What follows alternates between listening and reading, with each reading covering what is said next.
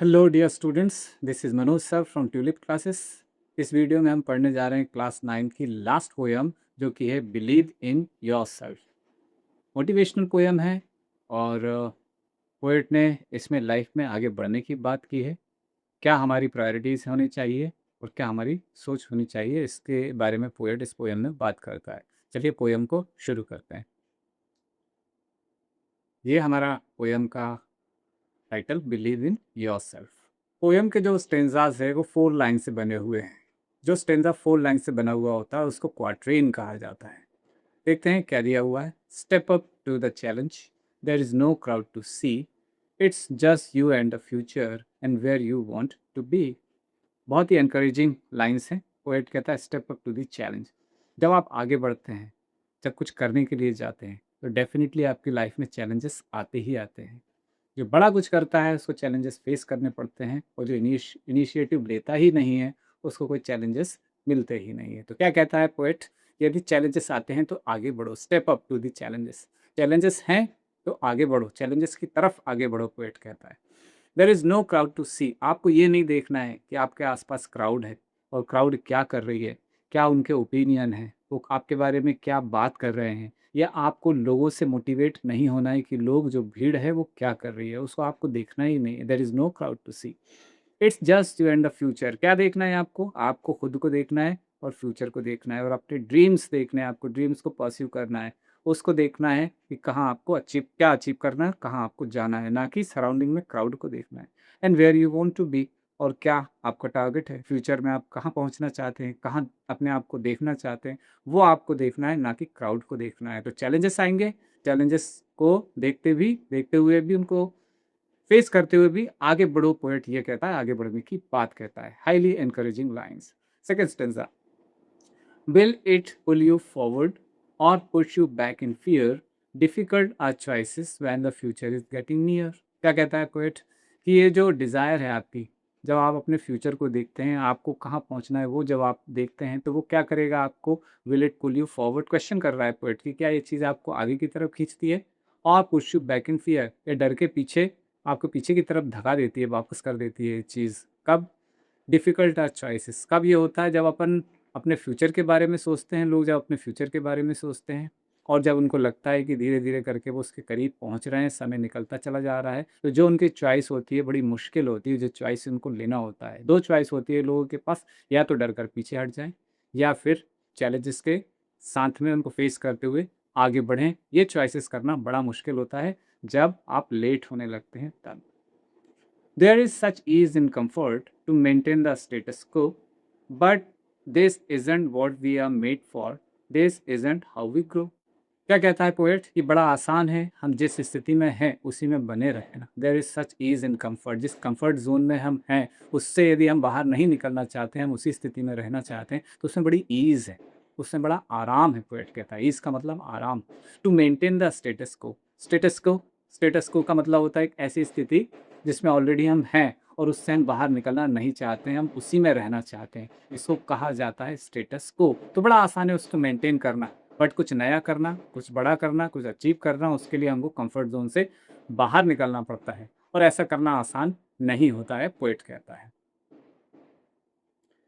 But this isn't what we are made for, this isn't how we grow. लेकिन क्या कहता है poet, इसीलिए थोड़ी हम पैदा हुए हैं, पोएट कहता है। But this isn't what we are made for, हमारा जन्म इसलिए नहीं हुआ है कि हम जिस स्थिति में हैं उसी स्थिति में पड़े रहें।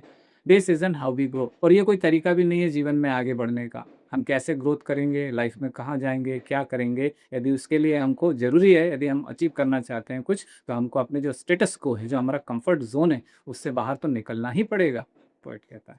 The first step is the hardest.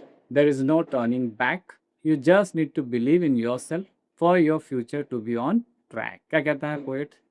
अपने फ्यूचर के लिए और अपनी डिज़ायर के लिए, अपने ड्रीम के लिए जो फर्स्ट स्टेप लेना होता है वो बड़ा मुश्किल होता है। एक बार यदि फर्स्ट स्टेप ले लिया जाए, the first step is the hardest, सबसे कठिन होता है first step. There is no turning back. एक बार यदि वो जो टफ स्टेप है, जो फर्स्ट स्टेप है, यदि वो ले लिया जाए, तो फिर पीछे मुड़कर देखने की ज़रूरत नहीं रह जाती है।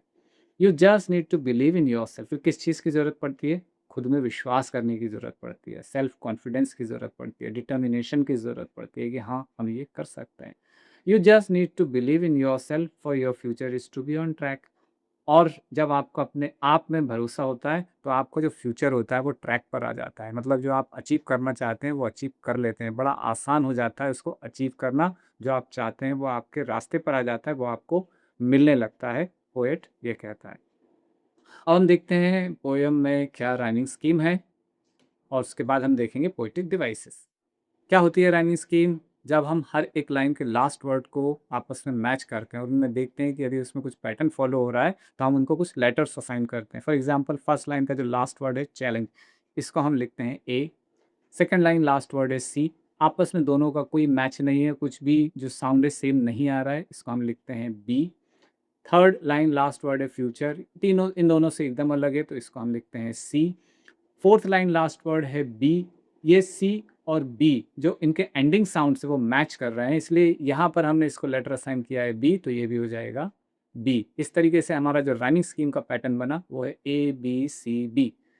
ऐसे ही हम बाकी के जो स्टेंजास को हम देखते हैं तो यही पैटर्न हमको देखने को मिलता है। तो हम इसमें बता सकते हैं कि जो राइमिंग स्कीम का पैटर्न है वो है ए बी सी बी। और यदि राइमिंग स्कीम की बात करेंगे तो नेक्स्ट स्टेंजा में हमको यहाँ से डी ई इस तरीके से हमको आगे बढ़ना पड़ेगा। लेकिन जब हम पैटर्न की बात करते हैं तो हम कह सकते हैं राइमिंग स्कीम का पैटर्न इसमें है ए बी सी बी। अब हम देखते हैं कि इस पोएम में पोएटिक डिवाइसेस क्या क्या है। यहाँ पर है एंड और यहाँ पर है एंड। एक ही स्टेंजा में यदि सेम वर्ड रिपीट होता है तो हमारे पास ये पोएटिक डिवाइस होती है जिसको कहा जाता है रिपीटिशन। सेकेंड स्टेंजा, जब हम इस लाइन को पढ़ते हैं difficult choices when the future is getting near, तो ये यहाँ से सेंटेंस स्टार्ट हो रहा है और कुछ पार्ट इसका फर्स्ट लाइन में, रिमेनिंग पार्ट सेकंड लाइन में। जब ऐसा लिखा जाए कि एक लाइन में कंप्लीट एक मैसेज कंप्लीट नहीं होता, उसका रिमेनिंग पार्ट नेक्स्ट लाइन में फॉरवर्ड होता है, तो उसको हम कहते हैं एनजापमेंट। अगेन यहाँ पर भी एन्जॉयमेंट है, यहाँ पर है इज़न्ट, यहाँ पर है इज़न्ट, रिपीटिशन। यहाँ पर है एन्जॉयमेंट।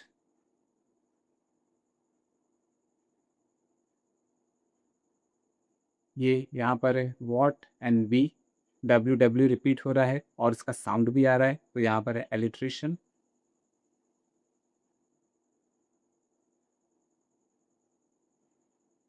यहाँ पर है यू, यहाँ पर भी है यू, तो ये भी है रिपीटिशन। इस तरीके से इस पोएट को कम्प्लीटली हमने एनालाइज किया, पोएटिक डिवाइसेस को भी देखा और उसकी राइमिंग स्कीम और पोएम में क्या मैसेज दिया हुआ है। इस तरीके से हमने 9th के जो चैप्टर्स हैं कावेरी बुक के सारे चैप्टर्स को इस वीडियो सीरीज़ में कवर किया है। इन चैप्टर्स को आप ज़रूर देखिए। इसके बाद आपको जो क्वेश्चन आंसर्स जो एक्सरसाइज हैं, चैप्टर की जो एक्सरसाइज, चैप्टर के जो क्वेश्चंस हैं, उनके आंसर्स कंप्लीट पीडीएफ के फॉर्म में आपको चैनल पर मिल जाएंगे। लिंक डिस्क्रिप्शन में आपको मिल जाएगी जहाँ से आप क्वेश्चंस आंसर्स को डाउनलोड कर सकते हैं और उनको तैयार कर सकते हैं। ग्रामर लेसन्स में मास्टरी के लिए आप बने रहिए मनोज सर इंग्लिश के साथ। Keep watching, keep improving. Thank you.